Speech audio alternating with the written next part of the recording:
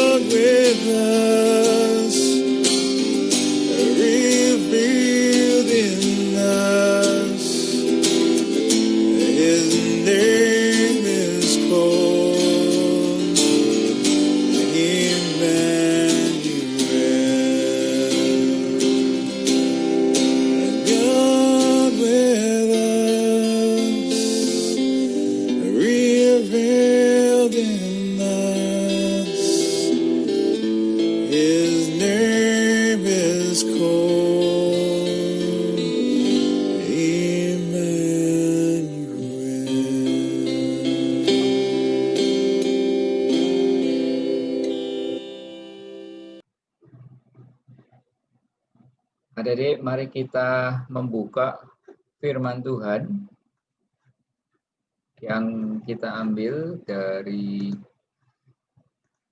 kitab Matius, pasal yang pertama, ayat yang ke-21 sampai 23. Ya. Saya akan bacakan untuk kita semua. Ia akan melahirkan anak laki-laki dan engkau akan menamakan dia Yesus, karena dialah yang menyelamatkan umatnya dari dosa mereka. Hal itu terjadi supaya genaplah yang difirmankan Tuhan oleh Nabi. Sesungguhnya anak darah itu akan mengandung dan melahirkan seorang anak laki-laki dan mereka akan menamakan dia Immanuel, yang berarti Allah menyertai kita. Ya. Mari sekali lagi kita berdoa, mohon Tuhan Immanuel menyatakan diri kita kepada kita. Bapa di surga, kami menghadapi firman-Mu dan ingin merenungkan, memahami Karena itu Roh-Mu yang kudus kiranya membukakan hati dan pikiran kami. Dalam nama Yesus kami berdoa. Amin. Adik-adik sekalian, apa yang kita pikir tentang Tuhan yang disebut itu Immanuel? Apakah Immanuel artinya Tuhan bersama kita pada setiap saat, dimanapun dan kapanpun, bagaimanapun keadaan kita? Ya, memang itu benar ya, tidak salah. Kapan saja, di mana saja, Coca-Cola, salah. Kapan saja, di mana saja, bagaimanapun juga Allah bersama kita sebab Dia Maha Hadir. Ya, Maha Hadir ya.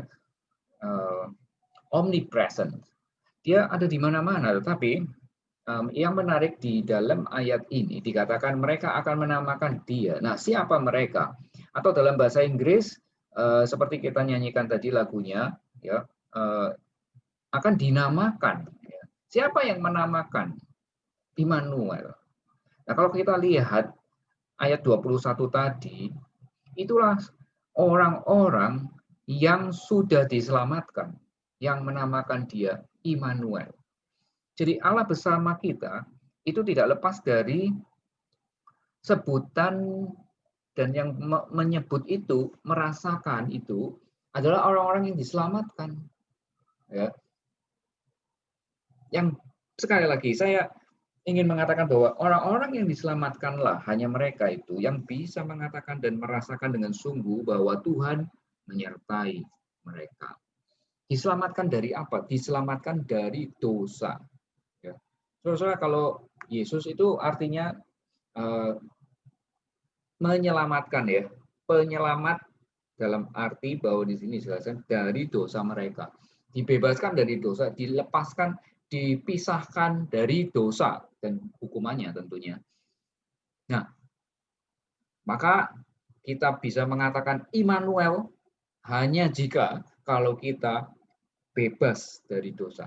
Ketika kita diampuni dosa oleh Tuhan, ketika kita dilepaskan dari dosa oleh Tuhan, baru kita bisa menyebut Tuhan itu sebagai Immanuel bersama dengan kita. Ingat peristiwa waktu orang Israel masih ada di Mesir. Di sana sebetulnya tidak bisa menyembah Tuhan, merasakan kehadiran Tuhan bersama. Oleh karena itu, Tuhan memerintahkan orang Israel keluar dari Mesir. Itu Mesir tempat dosa, tempat yang jahat, tempat penyembahan berhala, tempat yang orang melakukan banyak kekejian dosa. Sehingga Tuhan menyuruh mereka keluar dari Mesir. Tuhan menyuruh mereka keluar dari Mesir untuk apa? Untuk menyembah Tuhan. Nah, apakah Tuhan tidak bisa disembah di Mesir? Kan Tuhan ada di mana-mana. Tapi ceritanya enggak begitu. Ya, di dalam kitab Keluaran diceritakan mereka orang Israel harus keluar dari Mesir, dan di Gunung Sinai Tuhan hadir dan disembah oleh umatnya. Nah, sehingga kita belajar dari situ apa? Tidak bisa kita sambil melakukan dosa Tuhan hadir dan menyatakan diri kemudian disebut Immanuel. Tidak bisa sama sekali. Itu tidak ada di dalam kamus Alkitab. Ya, di dalam pemahaman firman Tuhan tidak ada orang yang berdosa disertai Tuhan, tidak ada. Ya. Oleh karena itu Tuhan menyelamatkan, mengeluarkan dari dosa, dan kita bisa menikmati Tuhan ya disertai oleh Tuhan. Nah, itu yang harus kita ingat. Dan yang menarik lagi adalah di bagian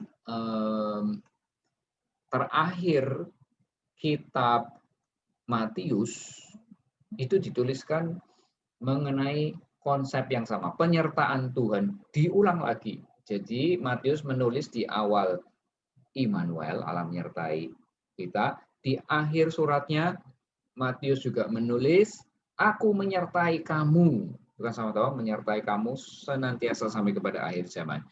Nah, kita lihat lagi konteksnya di bagian akhir ini, penutup. Jadi kan di awal dan di akhir.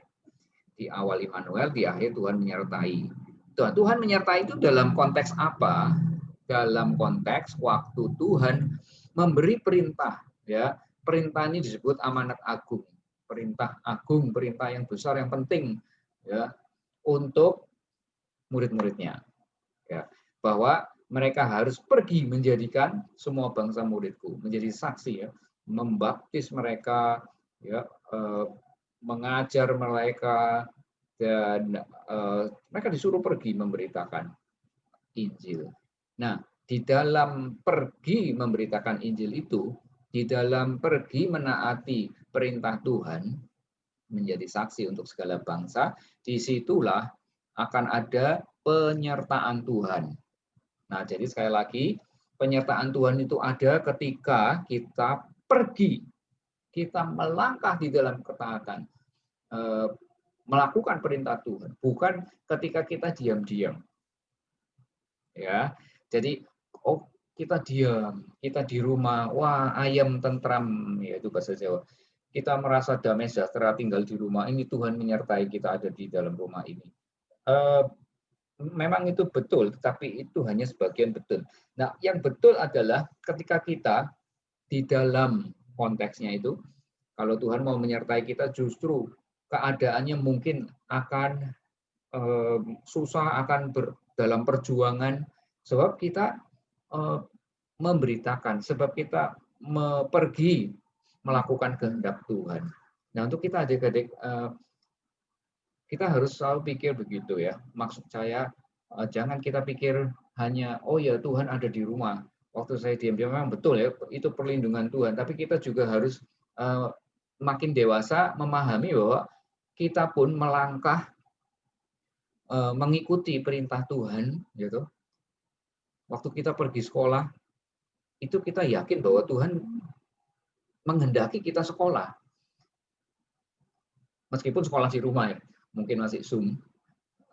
Tapi itu kita lakukan dengan sungguh-sungguh. Ini waktu sekolah, itu kita sedang bertemu dengan orang-orang, yang kita sedang sebetulnya melakukan juga kesaksian kita dengan sekolah baik-baik, dengan sungguh-sungguh belajar, kita menunjukkan bahwa kita ini murid-murid Tuhan, ya, dan juga kita menjelaskan kepada teman-teman yang belum mengerti tentang keselamatan dari Tuhan, ya, membuat mereka menjadi percaya, men-sharingkan apa yang kita dapat dari firman Tuhan, bacaan kita kepada orang lain. Itu artinya pergi, ya, membuat orang lain juga mengenal Tuhan, menjadi murid Tuhan. Kalau kita melakukan setiap hari dengan pemahaman seperti itu, maka kita akan disertai oleh Tuhan. Ya, disertai oleh Tuhan sekali lagi bukan soal kita merasa enak, merasa joyful, merasa ya hati tenang, tidak marah, bukan soal itu saja. Bukan soal itu saja, ya, tetapi adalah soal bagaimana kita bergumul mengikuti Tuhan. Jadi ada dua hal, ya, sekali lagi. Penyertaan Tuhan. Tuhan bersama dengan kita itu adalah ketika kita berperang melawan dosa, oleh bantuan Tuhan kita dilepaskan dari dosa, keinginan-keinginan dosa itu selalu ada, dan Tuhan memberi kekuatan untuk kita lepas dari dosa. Baru kita bisa menyebut Tuhan Immanuel ada bersama kita. Dan waktu kita menaati Tuhan, karena kita mengasihi Tuhan, Tuhan memberi perintah kepada kita untuk menjadi saksi, menjadikan semua orang murid Tuhan. Waktu itulah penyertaan Tuhan menjadi milik kita, nyata di dalam hidup kita. Nah, saya ingin melanjutkan pertanyaan ini, ya. Mana yang betul, adik-adik? Hidup untuk Tuhan atau hidup bersama Tuhan? Ayo, mana yang betul? Hidup untuk Tuhan. Oke, saya hidup untuk kepentingan Tuhan, bukan kepentingan saya. Itu betul, kah? Ya. Atau yang betul adalah hidup bersama-sama dengan Tuhan. Mana yang betul? Dua-dua betul. Ya. Oke, tapi kita mau merenungkannya lebih jauh begini. Ini dari buku yang judulnya with reimagining the way you relate to God. Ini Scott Jeffrey. Saya membaca buku ini lalu dia sharing dan saya tertarik. Oh bagus ini isinya ya. Saya kemudian ingin sharing kepada adik-adik sekalian. Di situ disebutkan oleh Jeffrey, a life under God. Itu betul kah tidak? Life kita hidup di bawah Allah. Nah, betul ya, Allah memerintah kita, memerintah di atas dan kita di bawah. Ya. Tapi kalau pemahaman kita sempit hanya sampai di situ, life under God, maka kita akan jadi stres karena Tuhan itu begitu besar dan menekan kita sampai kita kejepit di bawah. Life under God. Ya, jadi kurang lengkap pemahaman itu. Life from God, betul enggak? Hidup dari Tuhan. Ya Tuhan sumber hidup kan? Jadi kita hidup daripada Allah. Betul juga, enggak salah. Tapi kalau hanya sampai situ, nanti kita akan misleading. Kita diarahkan kepada tujuan yang keliru. Ya, kita hidup dari Tuhan. Jadi semua yang kita punya dari Tuhan, semua yang berkat-berkat Tuhan, Tuhan memberi hidup, nafas, barang-barang, makanan, minuman, semua keperluan hidup kita, sehingga akhirnya nanti from God nanti kita jadi menginginkan apa yang Tuhan berikan, bukan menginginkan pribadi Tuhan. Nah itu kalau bahayanya di situ. Sehingga life from God betul, tapi nggak sepenuhnya betul. Ya, menghidupi kehidupan kita seperti life from God saja.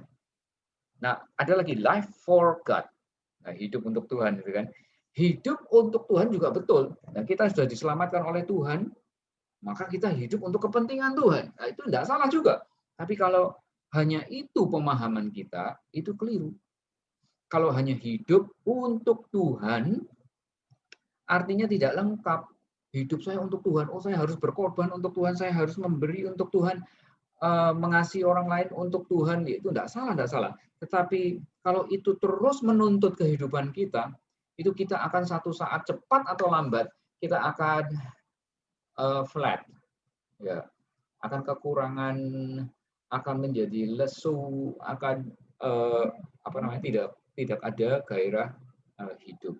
Stres ya, tidak ada jalan keluar karena merasa bahwa hidup ini untuk Tuhan, saya tidak punya apa-apa, semua untuk Tuhan ya. Memang satu hal betul, tetapi itu akan stressful untuk kita. Tapi yang betul adalah Jason mengajak kita untuk berpikir bahwa Tuhan itu ya, kita hidup dengan Tuhan, kita hidup dengan Allah, jadi bersama-sama dengan Tuhan. Itulah lebih lengkap dan lebih benar. Ya gitu, hidup kita. Kita ini sebetulnya diselamatkan itu apa artinya? Kita diselamatkan itu artinya kita bersama dengan Tuhan. Ya, di dalam hadirat Tuhan. Jadi seperti kalau kemah suci di dalam ruang Maha Kudus di mana Tuhan ada. Kita bersama dengan Dia. Ya. Jadi melakukan kehidupan kita itu bersama-sama dengan Tuhan. Kita bisa merasa bahwa Tuhan mengatur hidup kita dengan sukacita karena Tuhan bersama kita. Kita bisa hidup kita seperti ya semua dari Tuhan sebab Tuhan ada bersama kita. Kita hidup untuk Tuhan juga karena Tuhan bersama dengan kita. Ya. Jadi intinya atau yang paling penting dan yang paling benar adalah Tuhan bersama kita. Nah untuk itu bagaimana caranya? Kita ikuti yang tadi Matius. Kita harus berpisah dari dosa. Ya. Kita berusaha setiap hari bertobat meninggalkan dosa. Dan yang kedua, kita mengasihi Tuhan dengan menaati perintah Tuhan. Jadi karena semua bangsa muridku, kita harus rajin bersaksi, men-sharingkan apa yang Tuhan memberi kepada kita dari kebenaran firman Tuhan. Nah, setiap hari kita membaca Alkitab. Jadi apa yang kita renungkan, kita bagikan. Kita ceritakan kepada orang tua, kita ceritakan kepada teman-teman, bisa melalui sosial media juga bisa, ya. Melalui apa saja, melalui perkataan kita, melalui tingkah laku kita yang sudah dipengaruhi oleh kebenaran firman Tuhan yang kita baca setiap hari itu. Jadi mari adik-adik, saya mengajak kita semua merenungkan kembali kehidupan bersama Tuhan. Ya, kehidupan yang tidak bisa lepas dari kehadiran Tuhan. Immanuel. Mari kita berdoa. Tuhan, di hadapan-Mu yang kudus, kami mengakui bahwa Engkau adalah Tuhan kami yang mengasihi kami. Dan Engkau ingin hidup bersama dengan kami. Kami ingin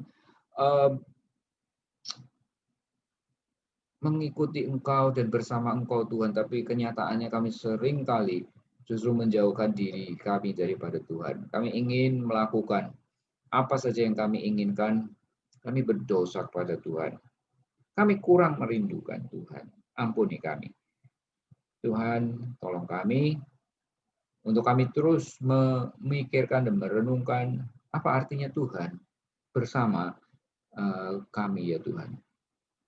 Tolong anak-anak-Mu, remaja Adelphotes, agar kami terus juga merenungkan dan merindukan bersama-sama dengan Tuhan.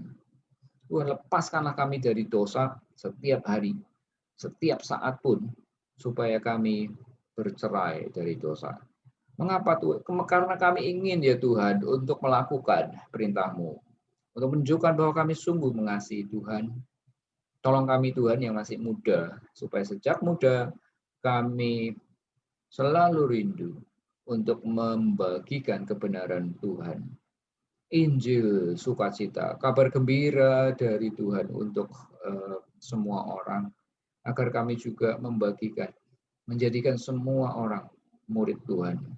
Bukan karena kami lebih pintar, tetapi kami bersama Tuhan.